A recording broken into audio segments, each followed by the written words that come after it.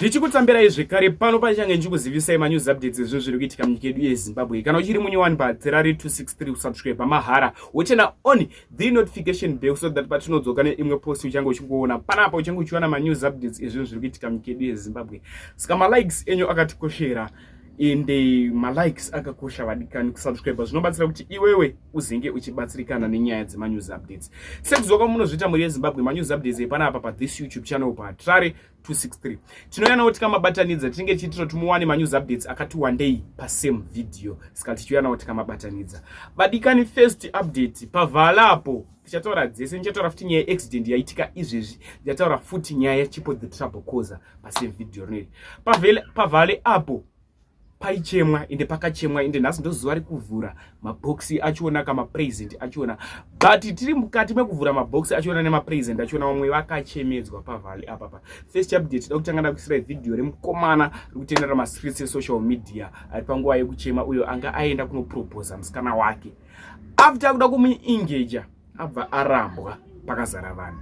Zvinorwadza, zvinosiririsa, zvinotosiririsa, zvinotorwadza kuti iwe unenge wasacrifice kuti ndoitirawo musikana wangu something ndinomuda ende obva warambwa.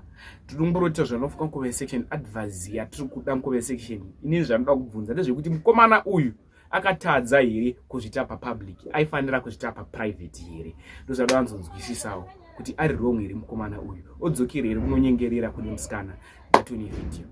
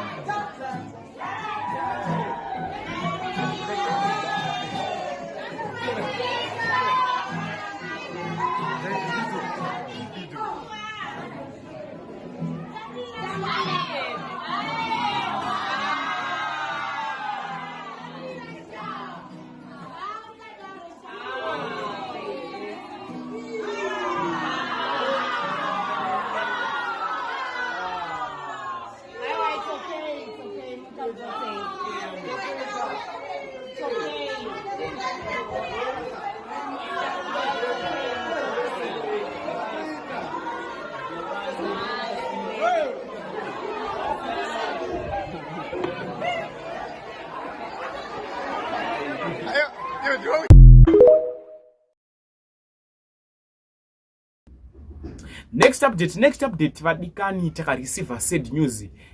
Apana wiki, apana mazuva akati wandei tabva kureceive sad news dzebhazi rakaita accident netruck.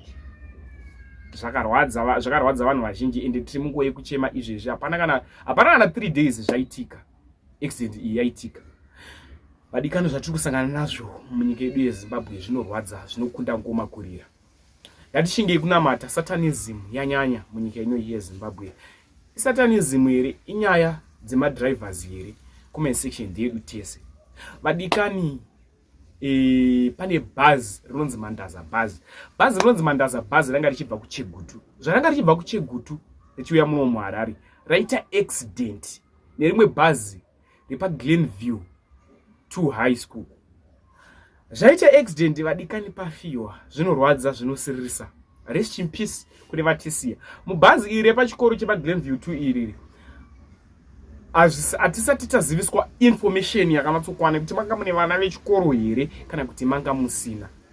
Zvatiri kuziva ndezvekuti bhazi ranga richibva kuChegutu Mandaza, bhazi ranga rakatakura vanhu ende vazhinji vachiona vafa.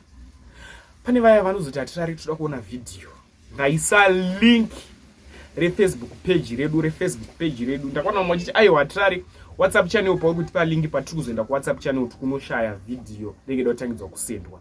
Saka plan yatakuita ndeyekuti taisa link refacebook page redu. Saka ukapinda mucomment section uchatonoona video. Wapinda mucomment section unoona link reblue, obva unopressa link reblue iroro rinobva kuendesa Facebook page.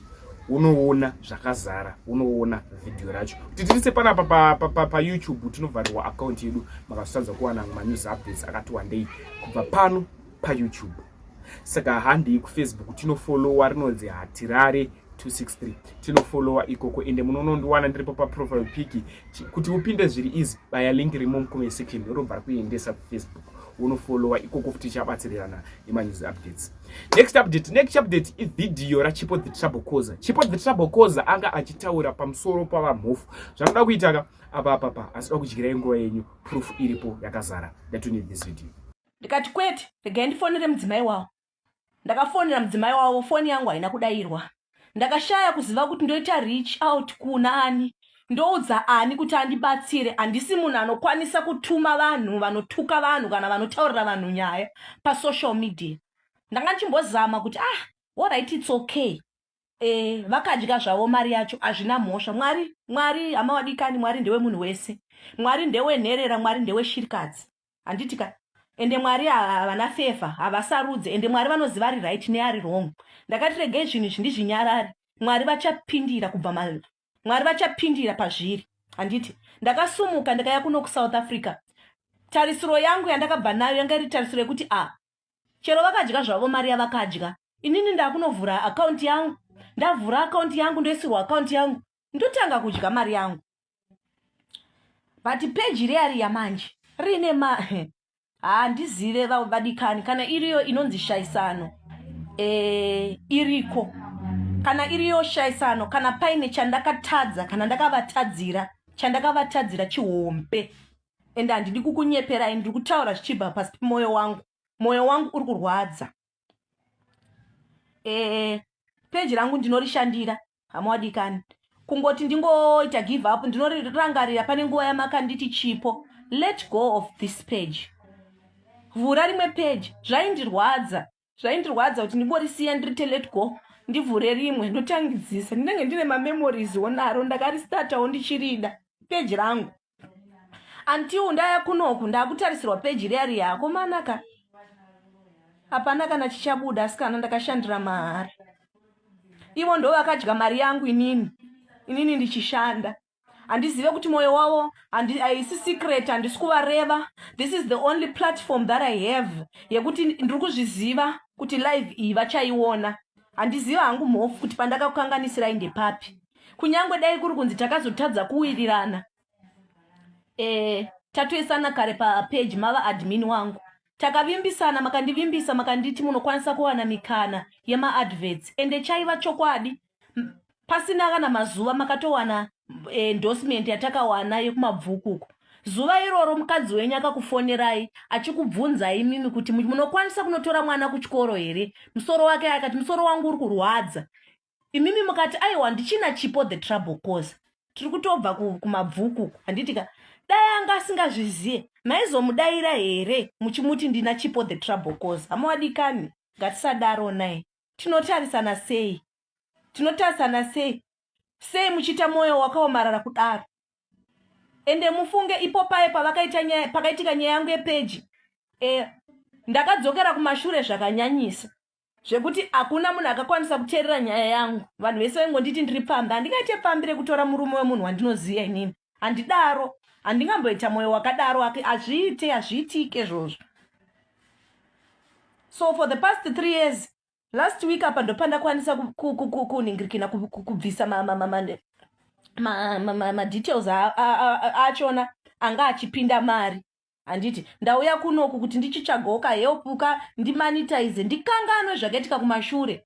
zvinoitika unogona kudya mari yemunhu because kune vamwe vanhu vanodya zvevapfupi nekuti vanenge vakareba. Kune vanhu vanodya zvevapfupi nekuti vanenge vakareba. Ndakarwadziwa but ndakangoti